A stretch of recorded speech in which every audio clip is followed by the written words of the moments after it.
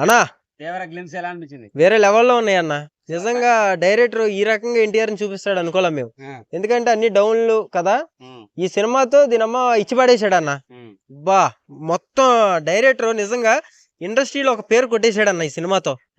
ఆ లెవెల్స్, అవి ఎలివేషన్లు, ఆ కత్తి నరుకుడు. ఇంకోటి అన్న, ఎన్టీఆర్ అన్న ఇలా కత్తి తిప్పుతాడు, తిప్పినప్పుడు రక్తం వస్తుంది. రక్తం వచ్చినప్పుడు వెనకమాల రౌండ్ అప్ అయ్యింది ఆకాశంలో. ఈయన అమ్మ అసలు ఏం చూపించాడు అన్న కెమెరామ్యాన్ ఎలివేషన్. బా ఓ ఇచ్చే పడేసాడు పో. పండగే ఫ్యాన్స్ కి. దేవరా అంటే ఎన్టీఆర్, ఎన్టీఆర్ అంటే దేవరా కొట్టాడు పో.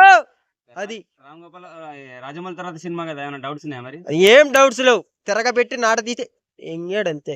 అది ఆ నెలవంక మీద రక్తం వచ్చి రౌండ్ అప్ అసలు చూపించే ఎలివస్ చూసావా ఎలా చూపించాడు, మైండ్ బ్లోయింగ్. అసలు నేను మళ్ళీ ఇలా పెట్టుకొని మళ్ళీ చూసా.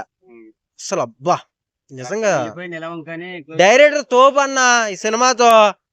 మొత్తం ఆయన అన్న మాటలన్నీ కూడా వెనక తీసుకోండి. తోపు ఎన్టీఆర్ అన్న చూడు ఎలా చూపించాడో, తోపు డైరెక్టర్ అంతే.